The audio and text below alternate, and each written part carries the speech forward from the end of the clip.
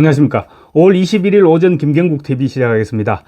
좌파 가해자의 변호사가 된 판사 이야기입니다. 인터넷 매체 서울의 소리 백은종 대표 다들 아실 겁니다. 좌파 스피커인데 욕설도 폭행도 거침이 없습니다. 백은종의 보복 협박 혐의에 대해서 법원이 지난달 무죄를 선고했는데 누가 봐도 판결이 이상하다 그런 느낌을 받을 수밖에 없었습니다. 경찰관에게 나 고소한 놈 주소 좀 줘 때려 죽이버리게 이렇게 말하고 통화 녹음을 유튜브에 올려서 무려 130만 명이 조회를 했습니다. 그런데 법원이 무죄를 선고했습니다. 더 심각한 것은 알고 보니까 판사가 선고를 하기 전에 피해자에게 개인적으로 전화를 걸어서 가해자를 변호하는 듯한 그런 말을 했던 것으로 확인됐습니다. 판사 맞습니까? 이거 백은종 변호사 아닙니까? 이쯤 되면 법복을 벗고 유튜버를 같이 찍으라고 해야 되는 건 아닌지 모르겠습니다. 이게 지금 대한민국 판사들의 현주소입니다. 그런 짓거리를 하려면 법복을 벗고 변호사를 해야지 버젓이 판사가 윤리 강령을 어겨가면서까지 가해자를 변호하고 심지어 피해자에게 자신이 전화를 걸었다는 사실을 비밀로 해라 이렇게까지 요구했다고 합니다. 이거 완전히 법복 입은 양아치 정도로밖에 볼 수가 없습니다. 백은종은 지난 2023년 4월 서울 용산구에 있는 전쟁기능관 광장에서 일장기를 소지한 남성에게 쪽발이 새끼야 이런 모욕을 했다는 사건과 관련해서 이 남성으로부터 모욕죄로 고소를 당했습니다. 그러자 용산경찰서 담당 경찰이 출석조사 일정을 조율하기 위해서 백은종에게 전화를 걸었는데 백은종이 일장기 들고 있으면 그놈 쪽발이 맞지 않느냐, 그놈 그러니까 고소인 그놈 주소 좀 가르쳐달라, 쫓아가서 이놈을 때려 죽여버리겠다 이렇게 말했다고 합니다. 경찰관과 통화하면서 보복 테러를 하겠다고 버젓이 얘기를 했다고 하니 이것들이 지금 얼마나 간이 부어 있는 것입니까? 좌파들에게 이미 공권력은 눈에 보이지도 않는 것입니다. 뿐만 아니라 백은종은 이렇게 때려 죽이겠다는 자신의 발언을 녹음을 해가지고 그 동영상을 만들어서 자신이 운영 중인 유튜브 채널에 게시했습니다. 그랬다가 특정범죄 가중처벌 등에 관한 법률상 보복 협박 혐의로 재판이 넘겨졌습니다.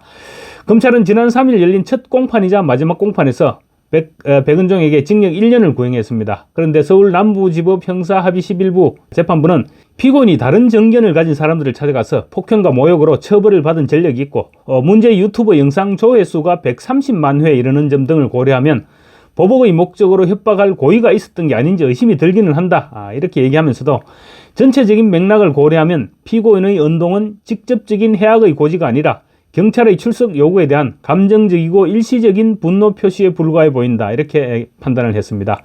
검사가 제출한 증거만으로는 백은종에게 범행의 고의가 있었는지 여부가 충분히 입증되지 않았다 이렇게 판시했던 것입니다. 이미 폭행과 모욕으로 처벌받은 전과가 있는데다가 그걸 유튜브에까지 올렸는데도 무죄를 선고한 것입니다. 이재명의 위정교사 혐의 1심이나 선거법 위반 항소심 등을 볼 때 이런 판사의 판결이 놀랍지도 않지만 참 기가 막힌 판사들입니다. 거기까지는 그럴 수 있다고 칩시다. 판사의 판결이니까 어쩔 수 없죠. 받아들일 수밖에 더 있겠습니까? 그런데 알고 보니까 백은종 사건 선고를 앞둔 지난달 3일에 서울 남부지법 장찬 부장판사가 피해자에게 개인적으로 전화 연락을 했던 것으로 확인됐다고 펜앤마이크가 오늘 보도했습니다. 펜앤마이크가 입수한 자료에 따르면 장찬 판사는 지난달 3일 피해자에게 전화를 걸어서 백은종 사건과 관련해서 의견을 듣고 싶다면서 전화를 건 이유를 밝혔다고 합니다. 피해자가 통화해서 내 의견이 듣고 싶었다면 나를 법정으로 부르면 될 거 아니냐, 그런데 왜 전화를 걸었느냐 이렇게 물으니까 장 판사는 피고인이 증거 일체를 동의했기 때문에 절차상 증인 소환을 할 수 없었다 이딴 소리를 해댔다고 합니다. 소환을 못하면 그냥 판결을 내리면 될 일이 아닙니까? 장 부장 판사는 검찰에도 의견을 구했지만 피고인의 범죄 사실을 유죄로 인정하기 어려워서 고소인 당신에게도 의견을 구하고자 전화를 한 것이다 이렇게 말했다고 합니다. 의견을 구하려고 한 것이 아니고 양해를 구하려고 했던 것이 아닌가요?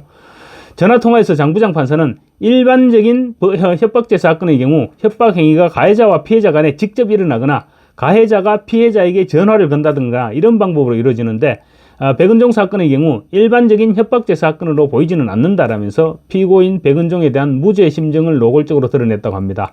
장 부장 판사는 또 피고인의 동영상 내용을 보면 늙은이가 경찰관에게 일방적으로 하소연하는 내용이지 협박하는 내용으로 볼 수는 없다라고도 말했다고 합니다. 그러니까 늙은이가 경찰관에게 하소연 한 번 한 걸 가지고 뭘 그러느냐 이런 식으로 피해자를 설득한 것이나 다름없는 그런 내용이죠. 그래서 피해자가 사건 당시 나는 백은종이다 이렇게 외치면서 백은종을 피해서 달아났고 따라서 백은종은 내가 자신을 알고 있는 인물임을 이미 인지한 상태였다. 경찰관과의 통화 내용을 동영상으로 만들어서 전파성이 강한 자신의 유튜브 채널에 게재한 것은 나에게 보여줄 목적이었다고 봐야 할 것이다. 그러니까 협박이 맞다. 이런 식으로 반박을 했다고 합니다. 이미 상대가 자신을 알고 있는 상황에서 경찰관에게 자신을 죽이겠다고 말하는 통화 내용을 유튜브를 통해서 확산시켰는데 그거를 일시적인 분노 표출이라고 판단한 것도 웃기지만 피해자에게 전화를 걸어서 설득하려 한 정황은 도무지 납득할 수가 없는 그런 상황입니다. 심지어 장찬 부장판사는 전화통화 말미에 내가 당신에게 전화를 했다는 사실을 절대로 아무에게도 알려서는 안 된다. 이렇게 신신당부하기도 했다고 합니다. 판사라고 불러줘야 될지도 모르겠지만 장찬 판사 본인도 자신의 행위가 떳떳하지 못하다는 점을 인지하고 있었던 것입니다. 사건 담당 판사가 피해자에게 사적으로 전화해서 의견을 구한다는 것은 정말로 듣도 보도 못한 일이죠. 그리고 그러려면 법복을 벗고 변호사로 전업을 하는 것이 맞지 않습니까?